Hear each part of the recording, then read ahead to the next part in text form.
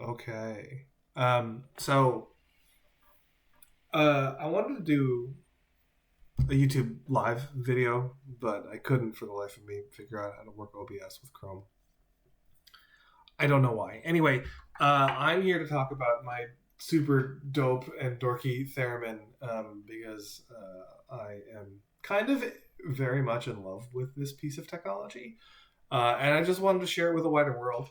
Um, I am not going to do some like editing with this video because I just don't want to be bothered by it. But that doesn't mean I don't really enjoy this theremin. It just means that I can't.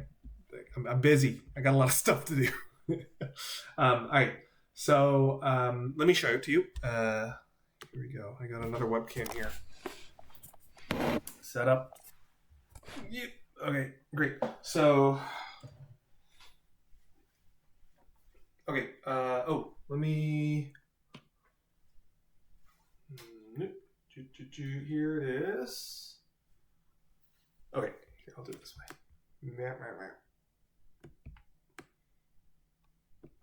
I'm down in the corner now, and you see my shirt. Okay, so this is a theremin. This is a D Lev. This is my second theremin. The first theremin I owned was this thing called a Burns B3 Deluxe. I think it was what it was called. I loved it. It was great.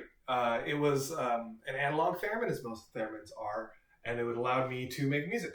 So I'm going to play a little bit of music here. I don't know if it's music as much as I'm just going to play some notes.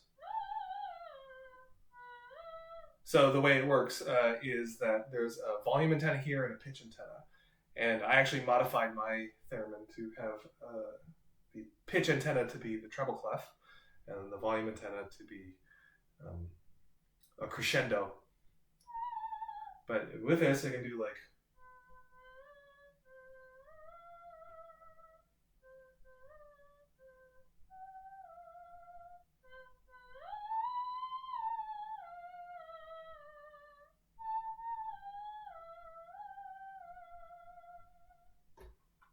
Okay, so that's really dumb and nothing, but let me explain why this is so fucking cool.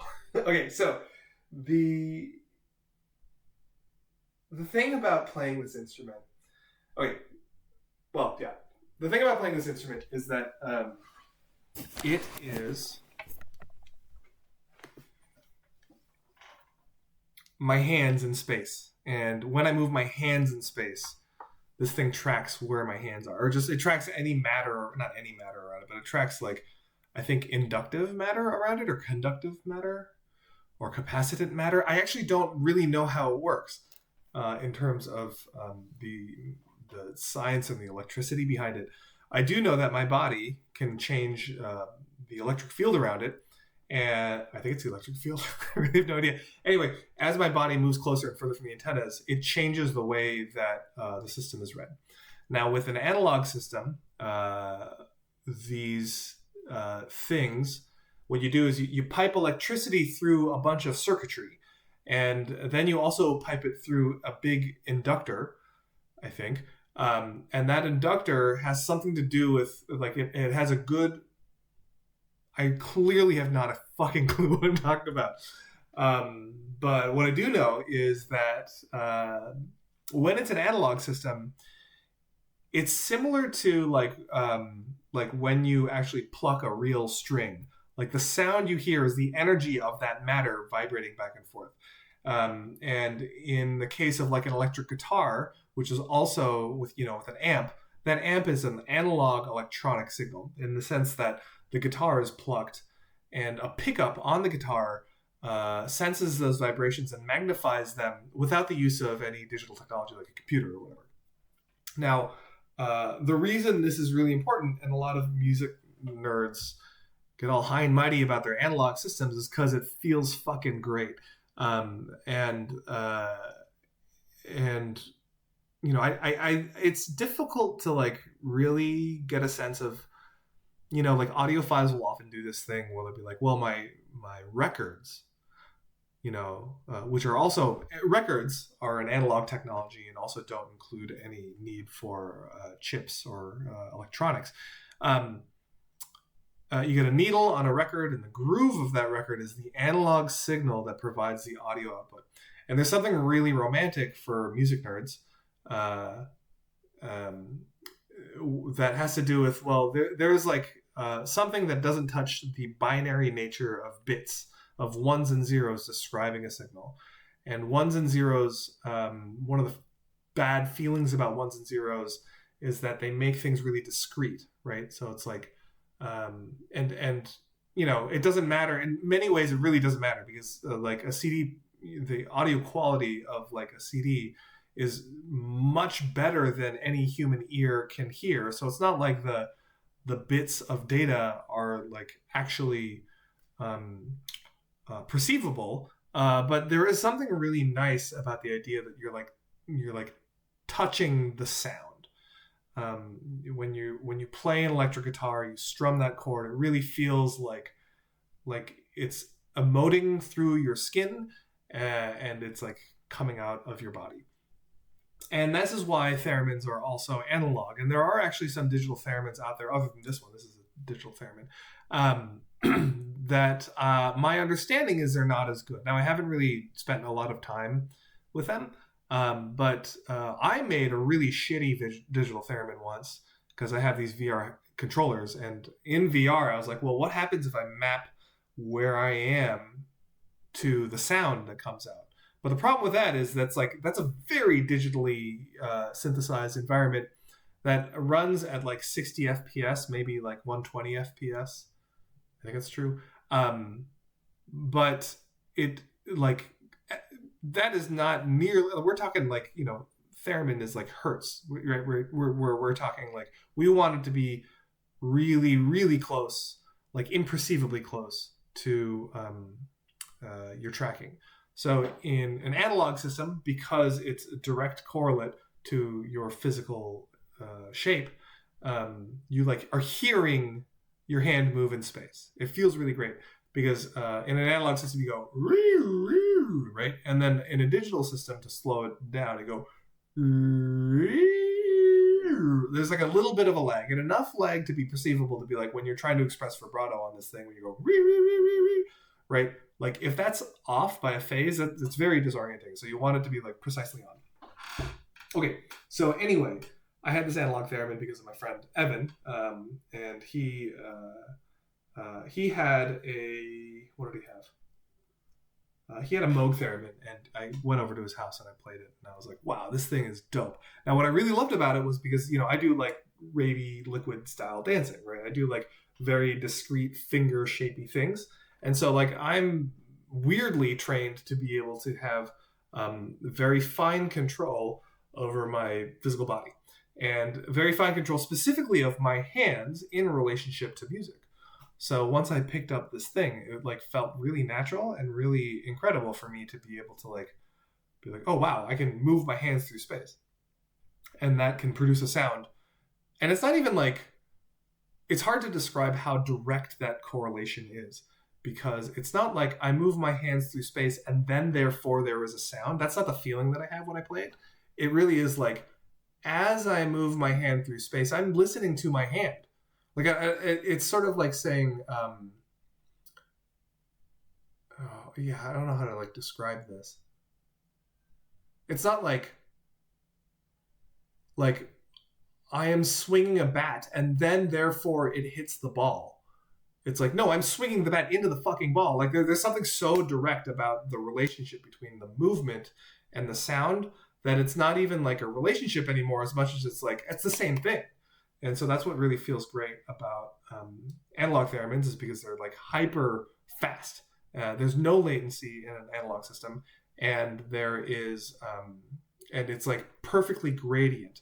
Like it's sort of like the signal can go up and down in a perfect curve, whereas digital systems will often quantize, right? They'll like have to fit one of the many numbers that it has, right? Okay, so after playing my theremin for a bit, Evan was like, wow, I found this guy who's doing this thing where he's making a digital theremin, and he's been on the forums. There's like a theremin forum that I personally don't go to, but he's been on this forum for like, I think 12 years, like developing this theremin. And so I didn't know much about it, but Evan was like getting in touch with him and learning more about the project. And this thing is called the D Lev, and it is it's a work of art. I mean, it's so nice. There is no perceivable latency for me. And it is all of the things that you would want out of a digital system. So, okay, one of the things that's bad about analog, not bad. One of the things that's a downside to analog systems is that you can't be modified by a computer, and right. So you have this signal that's just like, by signal I mean like any something that is. No, what am I trying to say? An analog system, that's like the raw source, and then you can analyze that with like a computer, right? But what that is you need to have like some sort of sensor on top of that signal to convert it into digital, and then you can like run the content, right?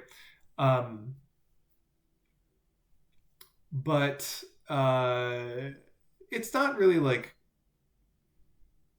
it means that you like I think I'm out of my depth here. I don't think I know what I'm talking about. But what I do know is that this thing is digital. And one of the nice things about a digital system, or this digital system, is that it gives you a lot of different options, a lot of things to play with. And because this has been, this particular project has been such an important piece of this guy, the guy who developed this, his name is Eric. Of like Eric clearly is spending a lot of his energy making this thing really, really, really good and really fast. And so I just wanted to share how cool it was and like what some of the features are, I guess. So I'm gonna go back to that thing over there and tell you some of the cool things that I like about it. Okay, so well, let me actually show you what I've done to modify this. I have two antennae. It actually came with these banana clips that you like plug into these holes. I can show you a close up of the hole. And then I like made my own, I do some wire work on my own. So I made wire here and I attached it to this armature. And then I made another one for the pitch, which I can take off and show. I would suspect that, well, the system already came with antennas, and I would suspect that these antennas might offend some electrical engineers, including Eric, maybe, because they're like, oh, I don't know. I don't know. I don't think they're like exactly like, whatever. I'm not going to get into it. But I'm really happy with this as an abstraction of a pitch sensor because it has the treble clef, and I'm happy with this as a volume sensor because it has a crescendo. And then let me unplug this so that I can show you the bottom. Oh, I can't actually show you the bottom, but I can show you some parts of the bottom. I tried building a tripod mount. I gotta redo this thing. I think the last thing I want is to topple this Theremin by having a bad tripod mount. But it has some wood glue and a hex nut. Anyway, here is a DAC, which is like a digital signal to audio converter. I think that's what it's called. Digital audio converter. I believe that's what it's for. Here is the brick that is it's the inductor for the pitch antenna, which has this like hole that a banana plug or my wacky antenna over there can plug into. This one is the volume antenna. Here's a USB that you can plug into a computer and modify and patch through this USB. Here is audio power for the DAC. And then hidden underneath here is a bunch of these electronics. Oh, in the back here, you can see the electronics for the display. So in terms of what we got here, actually, let me show you. No, it's fine. In terms of what we have here, we have this display that has, let's see here, 8 encoders. a really small display to read text, and then this is the volume meter, and these are the pitch, and then this thing here is the octave. So if I plug this in, it should fire up, and it's going to give me really wacky signals because there are no antennas in it. So anyway, each one of these is a half step, and they go up and down as I get closer and further from the pitch antenna. And this is the volume all the way up, all the way lit is really loud. And then there is like a menu paging system with these encoders. These encoders correlate to the 8 little things up here, readouts and values. I got to talk about this interface because there are things I love about it and things I hate about it. But I think the things I love about it, at least right now, totally outweigh the things I hate about it. The things I hate about it is it's so confusing. It's really, really hard. And it comes, the D Lev comes with a manual that explains how to run this thing and how to modify all the antenna, the values in here. And so what's frustrating is you have like these things, MON, I don't know. I still don't know what these values mean. This one's MON, this is VCal, here's STOR, and here's load. I think this is volume calibration. I don't even know if that's true. There's out and PCal for pitch calibration, I presume. Bank, I have no idea what these things are. And it's not that hard because they're in the manual, but the manual is really, really long. And then there's this paging system that lets you go through like all these other things. But the manual is nice, and then you can just search through the PDF, find the setting you're looking to do, and just like learn like 6 dials of like you can page through and then find the things that you need and forget the rest. That's sort of my experience. And until I actually need the other things, I'm happy with it so far. So I'm gonna unplug it and then. Oh, actually, one of the really wacky things about this theremin is that I don't know how much this is necessary. Or no, I should say. I've been able to get away with it because of some random weird electronic behavior on my system.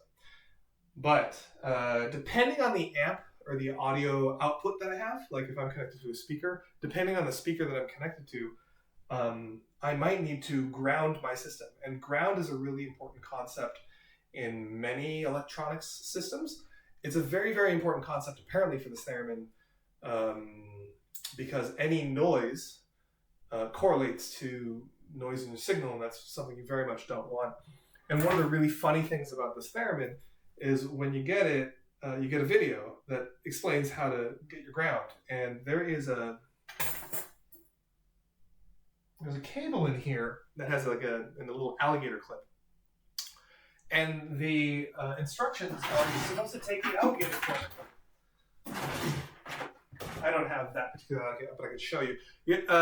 Take the alligator clip. Oh, here. I'll do it here. And take an extension cord and drill. Don't do this at home. I don't know anything about electricity. Don't take any advice from me. But the advice I got was to drill a screw into an outlet on the ground, which apparently I've been told, even though I do not believe it with my life, that it's safe. And then you just clip the alligator clip in it and you plug it in. I don't know. I'm sure all the electrician folk out there, any electrician out there would be like, yeah, it's totally fine. Maybe, I don't know. It seems terrifying to me. Anyway, I actually don't need to do it for this particular setup for whatever reason. But yeah, all right, let me plug this thing in. I had a lot of fun making these like antenna rigs. But I'm not sure if this is actually working. Okay, great. Now I'm going to power it up. And let me show you some of the features of this thing. Whoa, okay, I didn't. So there's this like, one of the things that's annoying whoa, it's really bright. Okay, one of the things that's annoying in, what? That didn't help. Is this the one? Oh, it's this one. Okay. One of the things that's often annoying when you're performing with the theremin, I agree, is that when you go from place to place, you have to modify your dials. On an analog system, you have not too many dials. I mean, you might have a lot of dials, in which case it's a complicated system, you don't want it. Or you have one dial, which is like the pitch dial, which changes the shape of the field that you're moving in. So the closer you get, the higher pitch it is. The further away you get, the lower pitch it is. And if you turn that dial, the further away you get, it gets really low. And then if you turn the dial the opposite direction, when you go really far away, the pitch doesn't change that much. And each time you go to a new physical location, or even, I think even the humidity in the air around you can modify it. I actually don't know what, it seems like black magic to me. And because it's all like invisible, airy things, like it's very confusing. So because of this, like you might need to be adjusting those dials, right? And so this particular system has a calibration routine that you can apply. You just press this button here when you're in a particular menu. And now I'm calibrated. And now I twist this once to turn it on. I'm going to move my camera actually to be a little bit closer so you can see a little bit better. I'm going to recalibrate too because now my camera is in the field. Okay. And you can see the calibration routine happening with the blinking light here when it stops blinking 3 times. All right. Okay, so yeah, I played Happy Birthday to You earlier.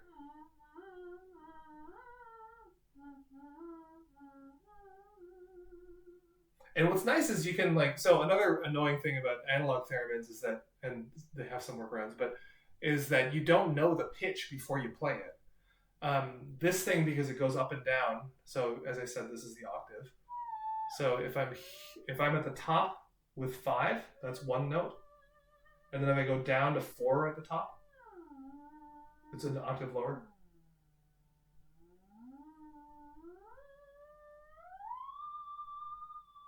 And then another cool thing is I can change the guy Eric, the guy who works on the D Lev, he doesn't like it that when his hand goes up, it gets louder. He thinks that's backwards. And actually, conceptually, I think that's backwards, but because I worked on an analog theremin first, I sort of got trained into that, and I'm happy with it. But his system, he changed his calibration to be the opposite.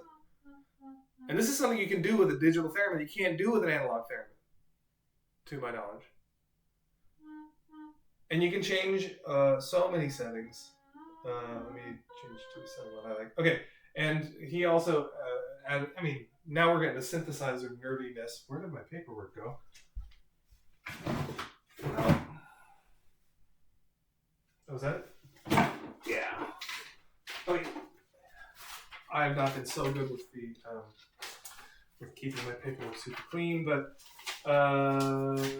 here is a list of voices, presets that I can choose from. I don't know if my camera's going to be happy with this. Okay, so let's do, what's this one? Wow, 105. So I'm going to change 105.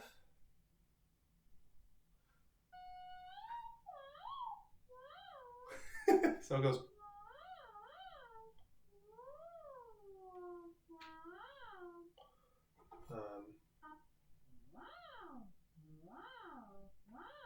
And then there's here, I'm going to do, one of my favorites is tuba. That's like a ridiculous.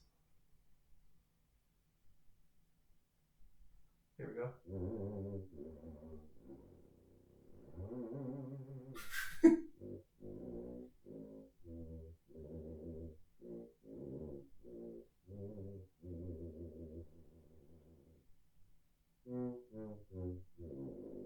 All right. I don't know. You got everything. You have flutes, side whistles, clarinets, different voices, like female and male, and different. It gets crazy. There's like a train here. This is nuts.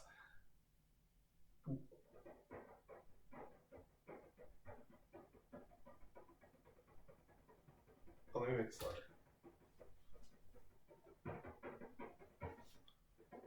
So yeah, the closer I get to the pitch antenna, the faster the train goes.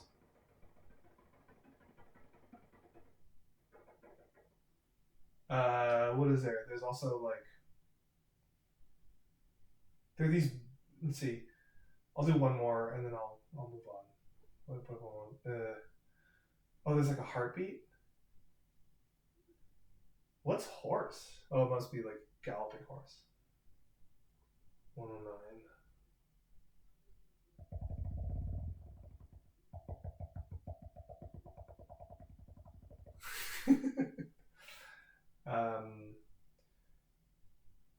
Yeah, okay. So, and then one other nice thing about all this stuff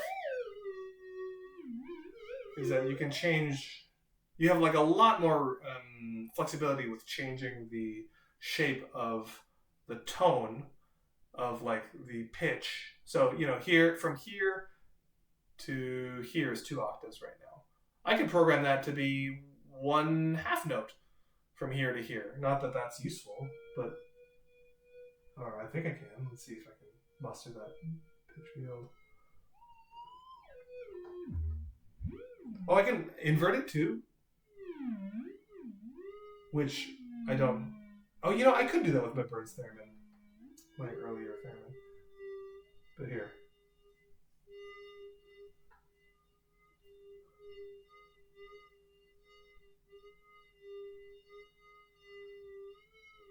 And then I can make it really sensitive,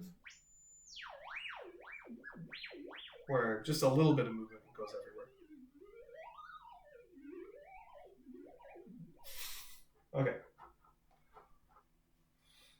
Okay, I think I'm done with the live demo portion of this, I guess. I don't know if there's anything else I want to share. Yeah, I guess one of the nice things that I've been playing with is that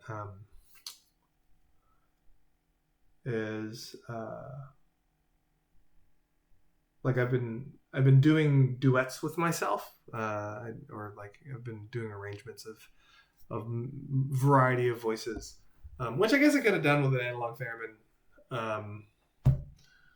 But it's nice to have the ability to be like, okay, I'm going to do this one in a male voice and this one in a female voice, or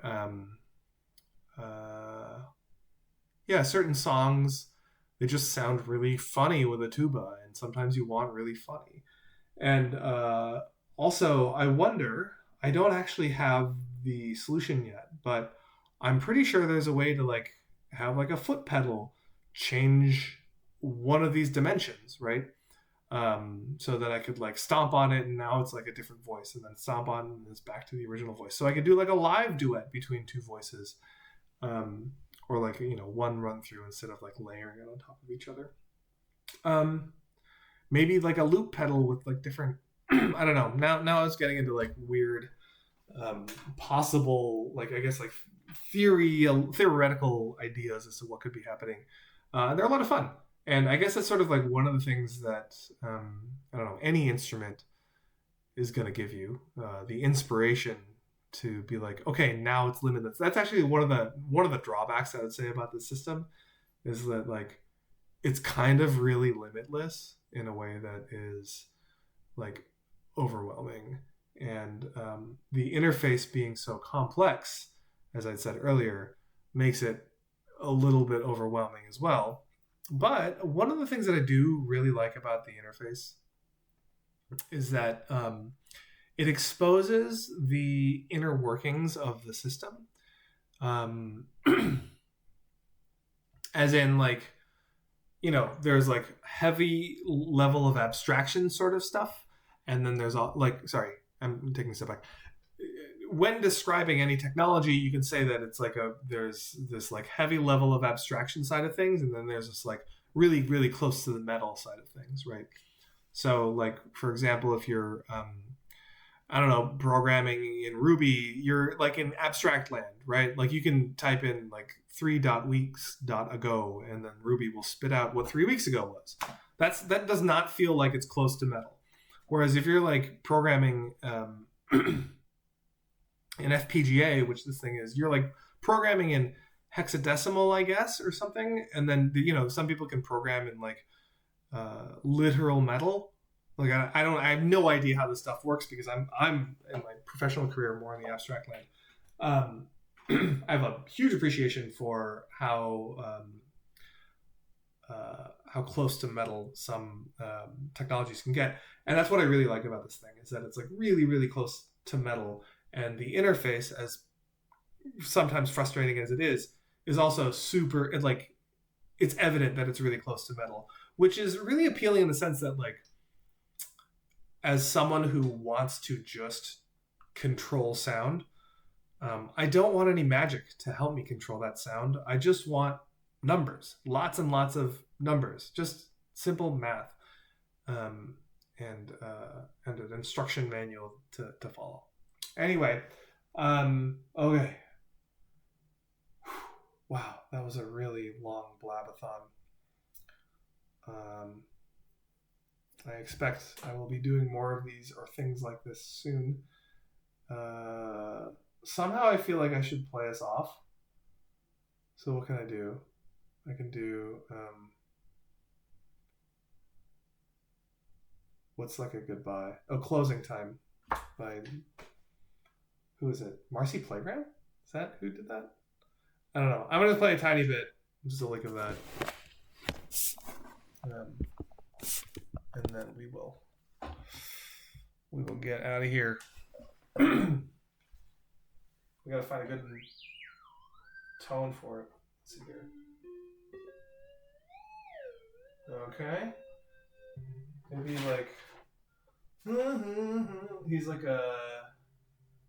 he sounds like a what is a crooner? He sounds like a tenor maybe, but what's crooner? This is crooner. Oh, here's the tenor. Okay.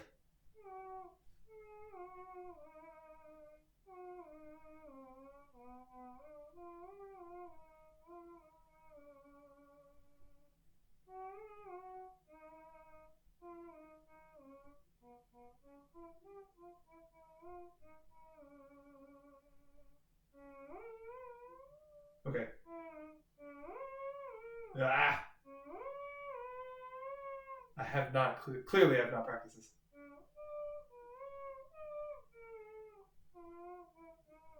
Give me a second. Okay, here we go.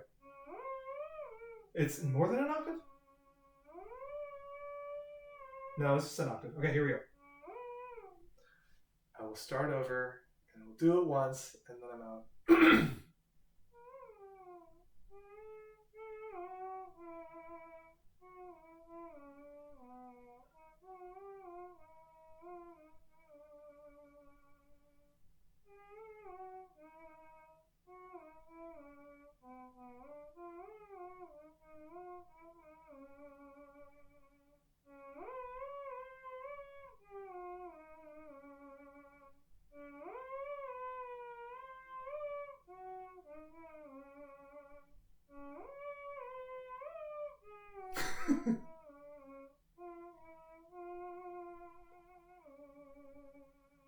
All right. Well, thank you for tuning in.